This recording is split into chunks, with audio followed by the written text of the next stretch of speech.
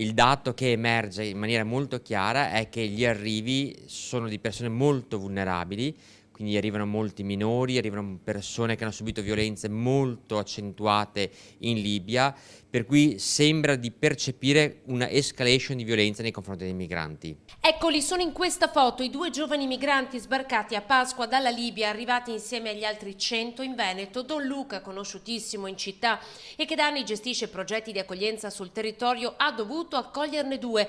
L'emergenza è talmente alta che non è possibile dire di no. Questo accordo, ad esempio, tra l'Italia e la Libia cosa ha prodotto? Ha prodotto 3.800 persone arrivate e il decreto Minniti sembra, dal nostro punto di vista, un decreto di corto respiro. Una politica migratoria che accoglie senza gli adeguati controlli e poi rilascia sul territorio centinaia di persone senza meta. Noi come uomini, come cristiani non possiamo non accogliere e dobbiamo farlo bene. Ecco alcuni dei profughi che dalla comunità di Don Luca sono diventati agricoltori nei campi di Creola oppure camerieri e chef nei ristoranti aperti dall'associazione.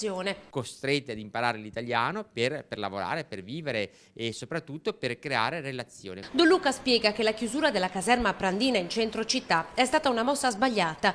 Il sistema non regge se non in pochi casi di vera integrazione, dove ogni storia personale viene vagliata e a chi chiede aiuto veramente viene data la possibilità di ricostruirsi una vita. Noi abbiamo dei percorsi di attesa di 2 anni e mezzo, abbiamo che è davvero una cosa incredibile, dei ragazzi arrivati ancora in ottobre del 2014 che ancora non hanno definito la loro situazione.